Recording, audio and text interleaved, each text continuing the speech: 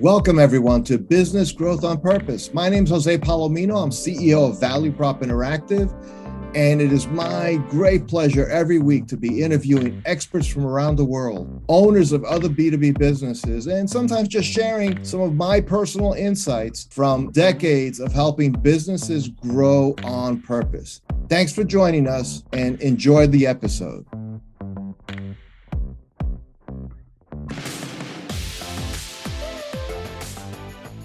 Welcome to a special episode of Business Growth on Purpose from when Jose was a guest on the Conversational Selling podcast. He breaks down the power of systems-minded strategy. With the right strategic vision, problems are solved more efficiently and growth is unlocked. We hope you enjoy the show. Today we are speaking with Jose Palomino, founder and CEO of ValueProp. He started ValueProp Interactive over 15 years ago because he saw business owners struggle to connect their strategy, marketing, and sales efforts. They were frustrated by a lack of efficiency and revenue growth. And as a result, to help them, he developed the Revenue Throughput System, a unique process that diagnoses the volume and velocity that a business converts opportunities into revenue. With the Revenue Throughput System, owners get a high-level view of their business, a clear game plan for growth, and explosive revenue growth. He's the author of ValueProp. He's also an adjunct professor at Villanova University and a trusted advisor and national speaker for Vistage International. So what's really jumping out to me, Jose, is explosive revenue growth. And oh yeah, that's music to my ears for sure. So I'm so glad you can join us today, Jose. Welcome to the show. Oh, my pleasure, Nancy. Happy to be here. It's my favorite topic too. Yeah, really. I think a lot of us have that in common, right? So I want to go back to a statement that I made earlier, and I think it's fair to say that most business owners struggle with connecting all of the components you mentioned, strategy, marketing, and sales. Why is it such a struggle for most of us? Yeah, I think there's two categories, right? So there's the owner who owns a business that's big enough to have a leadership team. So let's say somebody running a manufacturing concern and they've gotten it up to like 15 million a year, something like that. They probably have a COO, they have a CFO perhaps. They may have somebody who's called like director of marketing and maybe somebody head of sales.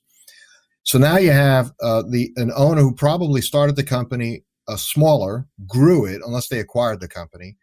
And now they have other people with ideas of what needs to happen. So they're not necessarily used to that, especially if they've been doing this for a long time, 20, 30 years running this business. So it tends to be a business where everything flows to that person. So you would think that would bring about like an integrated idea. But what actually happens is everyone else who wants to speak up doesn't speak up that often. And, certain owners don't have a style that really invites. It's almost like, anyone have any other ideas that agree with mine? That's so right. That's all too often. That's what you end up with. And so I think the idea that also looking at it as that strategy, marketing, and sales have to be looked at like dimensions of the whole. Intellectually, these are smart people. They know that, but they don't live in that. So they tend to think about strategy is something we might think about once a year. Marketing is something Joe or Mary's doing on that website stuff. And sales is, Larry's been running sales. We have 4 salespeople, and Larry knows the business. He knows the stuff. He's doing what he's doing. So they never elevate the conversation to say, well, what if we actually started talking about these things together and thinking about how we can maybe look at the market with fresh eyes, maybe make some different assumptions rather than the same old assumptions that we've been living by. And oh, by the way, it's been 3 years since we've had substantial growth. We're okay, but we haven't pushed past. Why is that? And I think that's part of what goes to answer your question. Yeah. So it's really looking at the whys and why not? Why can't we do this? Or constantly thinking outside of the box. Would that be a simple way of putting it?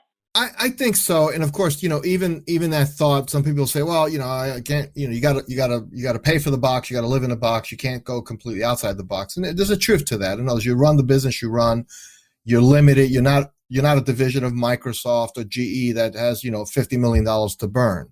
It's all like, as they say, it's all real money, right? At that point, and it's yours and you have to keep it.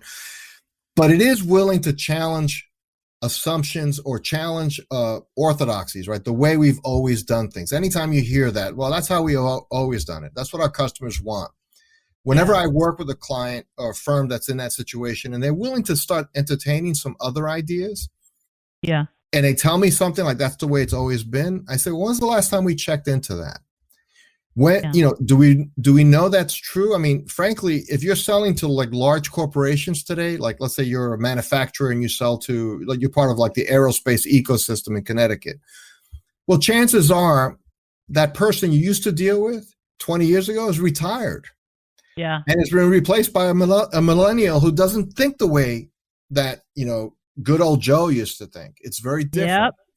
So have you made those adaptations? Have you really? And then even asking yourself, like, I wonder if the stuff we do, could we do it any better? Well, no, we're a small company. We're limited. We can't do this or we can't do that. And I say, okay, what can you do? And it's amazing once you start asking the question, what can you do? What's in your power? First of all, it's a very empowering question to go through as a team.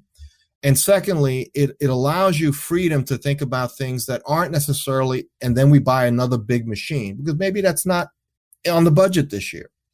But you could certainly do things like continuous improvement. You can look at lean. You can improve your quality.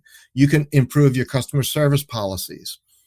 You could think about, what are people calling us for all the time? And like do an inventory internally and find out, gee, it seems like everybody really wants that replacement spare part right away when they need it.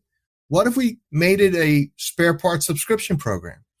So we're gonna send it. We know every 3 months they're gonna need that wear part. Why wait for them to call us? It's urgent. It has to be FedEx across the country, and now everybody's heightened and upset. As opposed to say, look, you can save 20% if you lock in this order for the next 2 years. Every 3 months you're gonna get this wear part. Wow. Totally changes the game, increases recurring revenue, reduces the chance that they'll call the local supply house to get that part. They'd rather get it from you if you made the original machine. That's the kind of thinking that doesn't cost a lot of money, but you do need to be willing to say, okay, let's let go of whatever we're doing and let's start thinking about what else is possible. All right. So you call yourself a strategy wonk. Why is that? Oh boy. It's interesting. It's a great question. It's probably all throughout my career when I started out both in operations and in software development, and then eventually moved into sales roles and then sales and marketing roles and so on. I've always looked at it as an expression that it doesn't get used as often anymore, but earlier on in my career was pretty common, like cracking the code. Like thinking about, is there something that if you learned it, if you could observe it, if you could reproduce it, you would actually get more consistent results over time. And so you'd always look to see who's cracked the code. Is it something unique in how they approached it? Is it where in the life cycle of a sales opportunity do you introduce the idea of a demo, for example, depending what you sell, whether it's software or services or something. Just thinking about the processes that go into it. And when, if you took a clean sheet of paper and talked about my sales process, and if you sell anything that's a capital good or large professional service, anything that runs into tens of thousands or hundreds of thousands of dollars, there's actually a real process there that goes beyond I show up, I give you the contract, you sign it, and we collect checks. It's not that easy. Really? I mean, come on. I know, it'd be wonderful if it were. But in most cases, for what we call a considered purchase, it's going to require a lot of moving parts and a lot of different people. So thinking strategically is really saying, I'm looking for patterns because I want leverage. If I find the patterns, I can reproduce them. That doesn't mean every customer is the same, every situation is the same. Of course not. But it gives you kind of pattern thinking. And you start realizing that everything's really connected. And I started realizing when even 15 years ago when we started ValueProp, And what really the birth of Revenue Throughput was working with a colleague and mentor of mine, Doug Chrisman. And we developed Revenue Throughput as an idea together because we started realizing that it wasn't just a sales problem. It wasn't just a marketing problem. It was sometimes a production problem. Sometimes it was a customer service problem. Sometimes it was a working capital issue that limited what a customer or what a company could do. And it was a system. So I'm a strategy wonk because the reality is businesses are systems. And it appeals to me, just the way my mind is wired. I tend to look at all those parts at the same time. I'm not saying it's like a beautiful mind or anything like that. But I really enjoy seeing the bigger picture, taking a step back. Right. And then you start seeing movements and you say, those things really flow together. That's why that's not working. I mean, you think you have a good sales team and maybe they are, but the reason they're good is your lead gen is so poor. They don't have many proposals to work on. So they do a really good job on the few you give them. But if you amped up your lead generation, you'd find out that these guys or gals aren't doing such a great job after all. That's the kind of perspective I like to engage in and I like to share. So what I'm hearing is everybody listening out there, we all need a strategy wonk.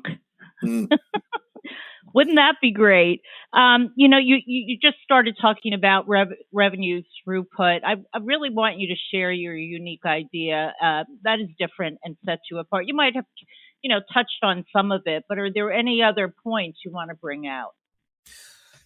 Thank you. That's something. It's again a favorite topic because I think it really solves the problem for a lot of not tiny companies necessarily, but smaller companies. Again, owner-led, not major corporations. And the reason not so much for major corporations, although the principles would work for them as well. Mm-hmm. But in really big companies, you have a lot of fiefdoms. So you have the CMO or VP of marketing does not want the VP of sales telling them what's wrong with their marketing. You got all that. the way through the chain. So you can't get them all in the room really to talk together holistically. But in a company, let's say below 50 million in revenue, where you generally are in the same location, the owner's the boss, and you can get the leadership team together, this really has resonance. And what it does the formal thought is the volume and velocity with which your business converts opportunities into revenue. So if you're in B2B, you have to convert opportunities. So you need to get opportunities at the front end, the top of the funnel, so to speak, but you convert them. And if it's a considered purchase, that's a multi-step process. Right. People don't just call up, by and large, don't just call up, American Airlines doesn't just call up a Rolls-Royce to order engines on the whim, right? Because these are these are big purchases. And if you make a part for the engine, they're going to make you go through paces for that. So revenue throughput is visualizing your business. And we like to use this one visual. It's not the only visual, but it's a good one. And visualize your business as a pipe. Opportunities come in one side of the pipe and come out the other as revenue. Simple enough. Except there are 8 valves on this pipe. And those valves could be open, in which case those opportunities flow freely, or the valve could be shut pretty tightly, in which case it stops. So let's say your targeting or your target market is very fuzzy. You're not sure who you really sell to. Well, whoever has a PO to give us is our target market. That's not really good target definition, for example. We would say that valve is pretty tight. It's going to limit how many opportunities you really get. Let's say your differentiation, a second major valve. You're not sure why you're different. Essentially, your value proposition isn't sharp. You're not sure why people should buy from you other than you'd like them to buy from you, which, by the way, is not a buyer motivator, right? It's a seller motivator. So that valve would be shut tight. So you have to look at then marketing and all the things that go with marketing, sales, but we also look at things like risk and leadership. Sometimes it's not that you don't have good people, but you may not have enough of them. Or you may not have them in the right positions.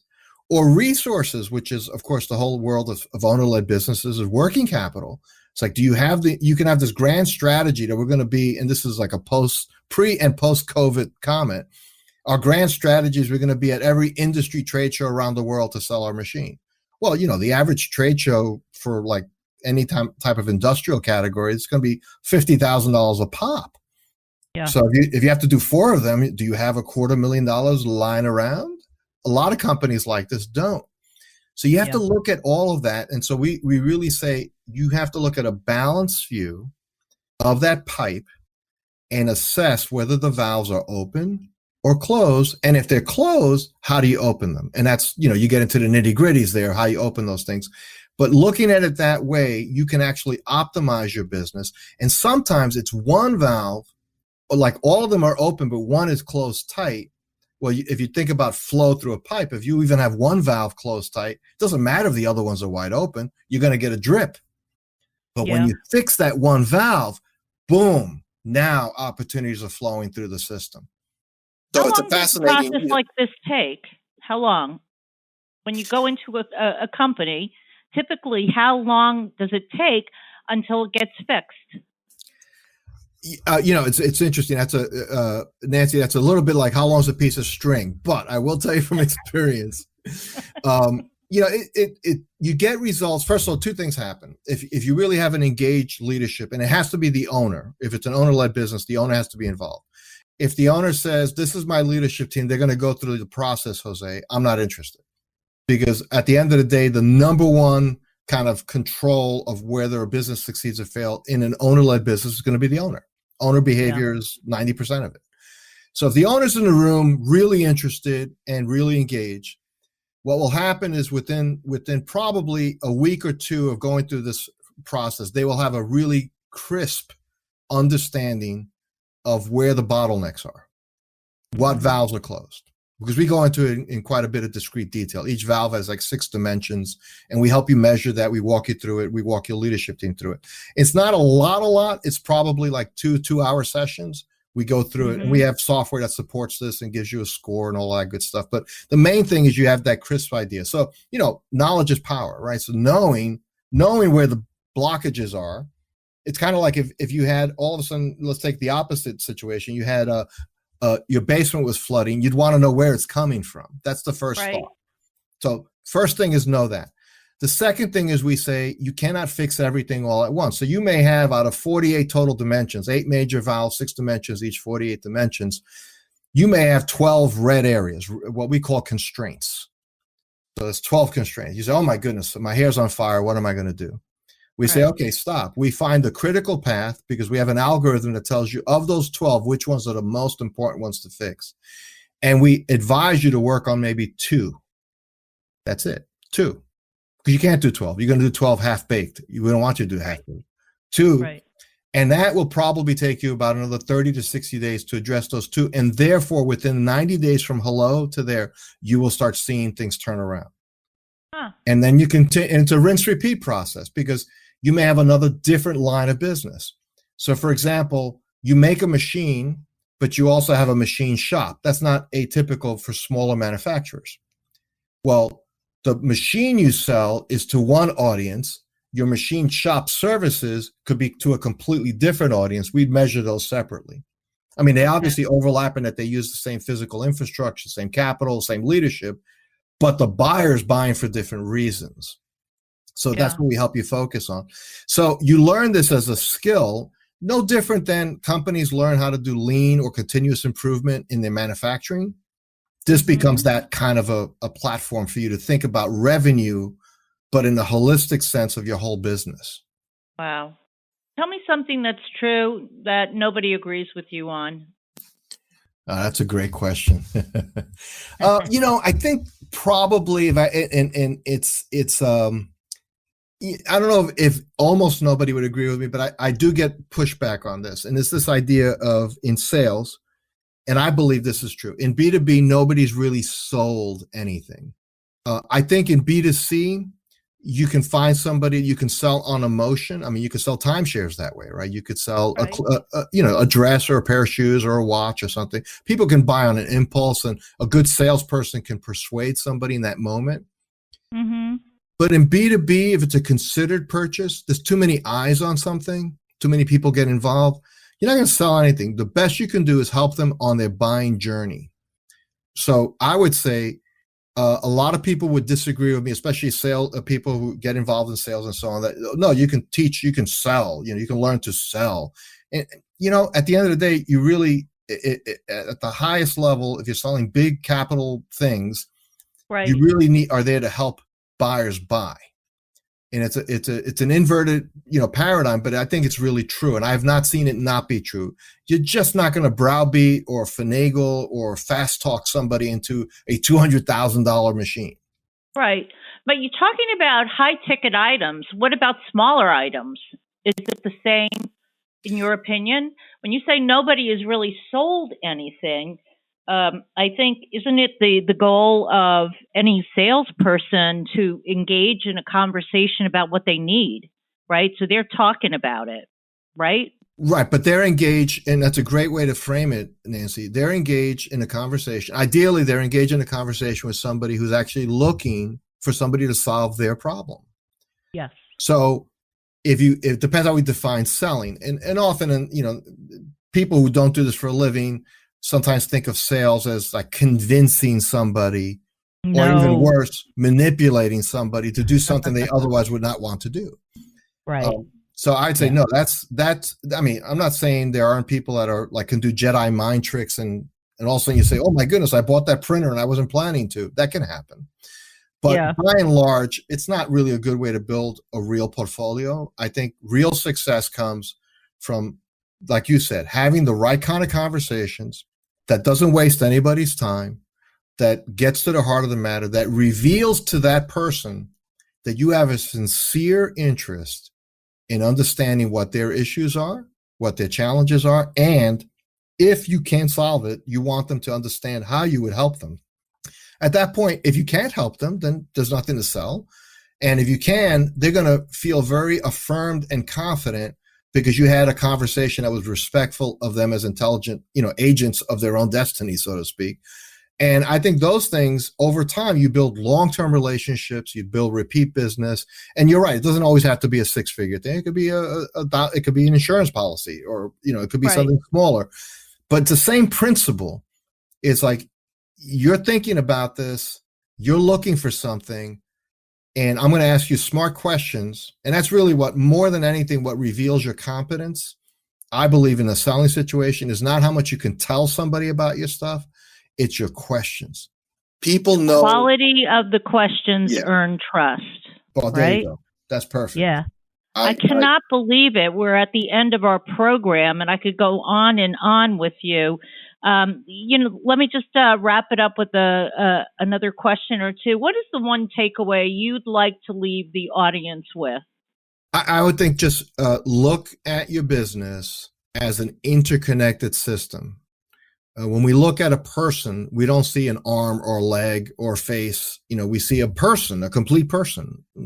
That's your business is that. It has all these parts. They all contribute to this mission, and they all serve customers, and they all create value, or they don't, right? And that's where you have the bottlenecks. But if you can look at your business as an interconnected system and really start developing that vision for your business, you'll see opportunities to create more value for customers, to reduce costs where it might be unnecessary, and to optimize your presence in the market. You will be seen as a more valuable player as a result. Wow. Most important, how can my audience find you? Oh, that's easy. Thank you. You just go to valueprop.com. That's VALUEPROP.com. And you'll learn about us, about our system. And if anyone wants to reach out to me, there's ways on that site to make contact with me. I'd be happy to just have a conversation with anybody if they think I can help them. Wow.